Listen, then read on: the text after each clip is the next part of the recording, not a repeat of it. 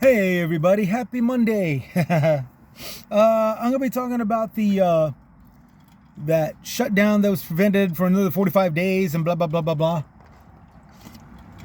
Okay, the thing that caught my attention about it was how the Democrats bowed down to the Republican Party for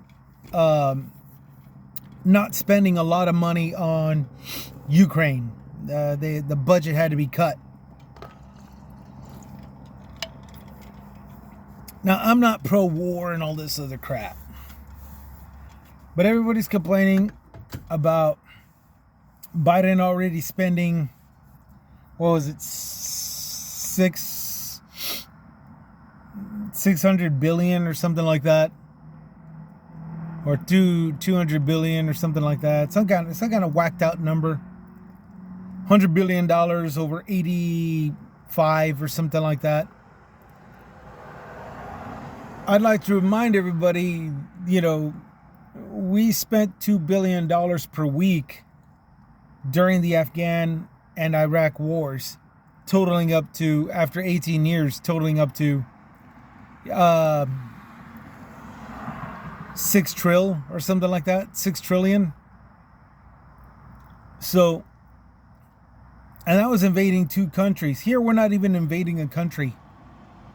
We're just backing up a country that's avoiding genocide in the name of unity.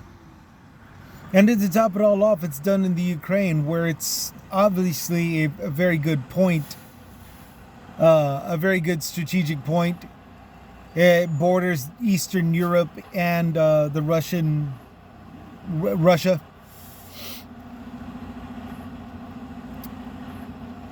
But there's a noisy truck there. Let me see what I can do about that. There we go.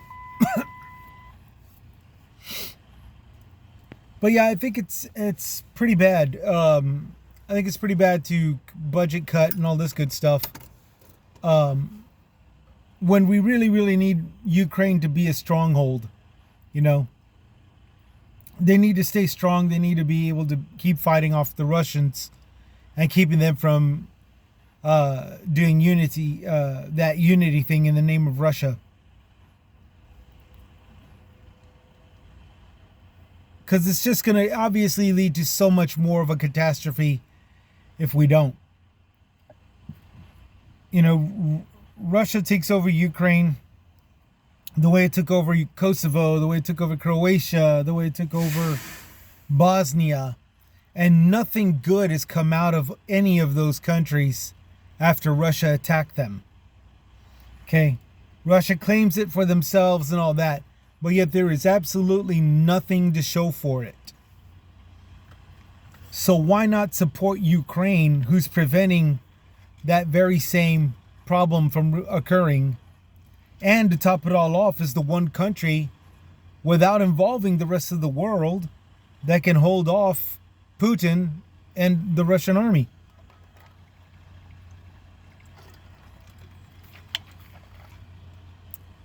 Yeah, in my opinion, cutting the defense budget in helping and assisting Ukraine is a very bad thing. The only exception would be as if more than one country actually joined in to compensate and make up for what it is that we've stopped funding. And I say that despite the fact that it's actually another reason why this is a bad thing is because of the American jobs that made all those weapons. And the American jobs that made all the vehicles and transported everything and all this other stuff, even if through the military. But nevertheless, whether an American civvy working for the government or an actual soldier, our taxpaying dollars went to them working job, to taxpaying citizens that were employed to do all that stuff. And now with the budget cuts, we're going to be looking at people that are just going to be very disgruntled because the work hasn't changed, but the pay has. The pay is less. And or production of making weapons and missiles and all this stuff and anti-tanks and all that. The jobs to create all that stuff will be cut also. And that's just not good. And if there's not enough money for that, there's not enough money for humanitarian aid. And it just seems so bad to have it that way. I think it's a very bad call. And it's also obvious that this occurred because of the simple fact that we're not spending billions of dollars on Taiwan and the Philippines. They're all holding their own also. But to be fair, none of them are being invaded by the CCP the way Hong Kong was. I mean, Hong Kong wasn't even an invasion either. It was, but it wasn't one where it involved an army. And it wasn't one where it involved the U.S. to send our troops. Okay? It was a strongly domesticated takeover. A domesticated form of a takeover. Now it's militarized by the CCP. But they sort of snuck in the back door, so to say. Creeped in the back door. Where they're testing their might and stuff is in the Philippines, where the Chinese are pushing the bar at the Philippines in the seas, and pushing the bar, encircling the Taiwan island, the island of Taiwan.